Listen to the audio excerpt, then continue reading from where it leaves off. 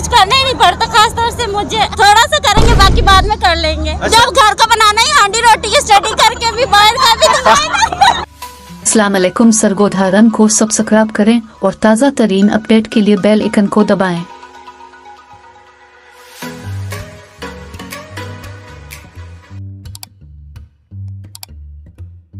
अस्सलाम वालेकुम। वालेकुम अस्सलाम। कैसे हैं? ठीक, आप सुनाए?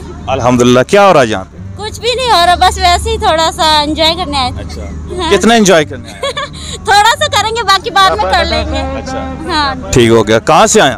हम लोग यहीं पास से आए। पास ही आए? पास। तो झूले लेने के इरादे हैं? नहीं, झूले तो नहीं लेने के इरादे, बस वैसे ही वॉक वगैरह करने का। बच्चों के एंजॉयमेंट वगैरह करने? हाँ जी, बच्चों के साथ बस एंजॉयमेंट वगैरह। तो कॉमन सेंस आपकी काम करती है? कौन? कॉमन सेंस काम करती है? नहीं, दिमाग नहीं का? क्यों?